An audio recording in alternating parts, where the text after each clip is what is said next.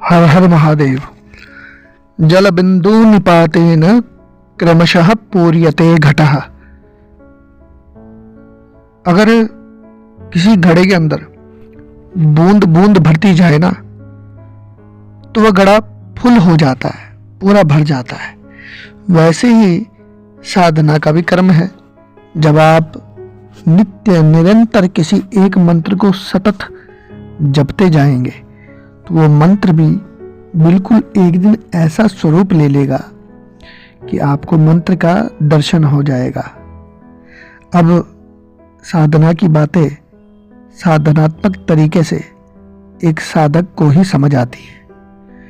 जो लोग साधना करते ही नहीं हैं उनको क्या पता, और जो साधना करने की इच्छा ही नहीं रखते कहाँ से कोई अनुभूति होगी और कहाँ से कोई ज्ञान होगा। तो पहले तो इच्छा शक्ति, फिर ज्ञान शक्ति, फिर क्रिया शक्ति।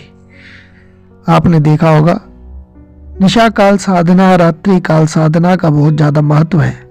इसलिए नवरात्रि, इसलिए शिव रात्रि, तो रात्रि का बहुत ज्यादा महत्व है।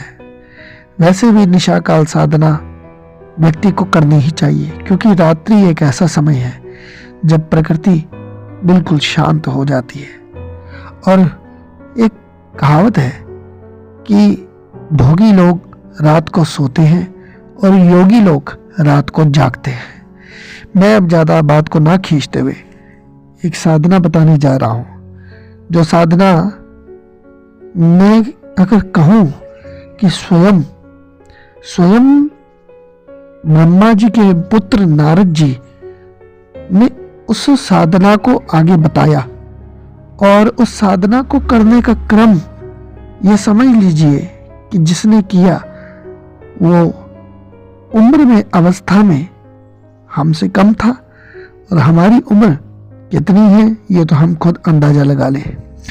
तो अगर एक 5 वर्ष के बालक को साधना करके उच्च कोटि का स्थान प्राप्त हो सकता है। सस्पेंस में इसलिए बोल रहा हूं क्योंकि अगर पहले ही बोल दिया तो आप लोग महत्व नहीं समझेंगे। एक श्लोक है, उस श्लोक को आप देख लीजिए प्रमाण के साथ। किताब का भी नाम है जपयश्च परमो गुह्य श्रूयतां मे नृपात्मजः यं सप्तरात्रं प्रपठन् पुमान् पश्यति खेचरान्। ये जो श्लोक है, इस श्लोक में राजा के पुत्र के संबंध में बताया है कि यं सप्तरात्रम, 7 रात्रि जप करने पर सिद्ध साधकों के दर्शन उसे हो गए थे। अर्थात नारद जी ने कहा कि 7 रात्रि इस मंत्र को जप करने पर आकाश में चलने वाले, फिरने वाले सिद्ध, ऋषि, मुनि, गंधर्व इनके दर्शन हो जाते हैं। तो इसलिए ये नारद जी ने बताया। और वो मंत्र क्या है? ओम नमो भगवते वासुदेवाय। बस इतना सा मंत्र है। इस मंत्र को अगर 7 रात्रि जप कर लिया जाए तो सिद्ध संत, गंधर्व, ऋषि उनके दर्शन हो जाएंगे, सिद्धों के दर्शन हो जाएंगे। और वो बालक था ध्रुव, जिसने 5 वर्ष की उम्र में साधना की, उपासना की।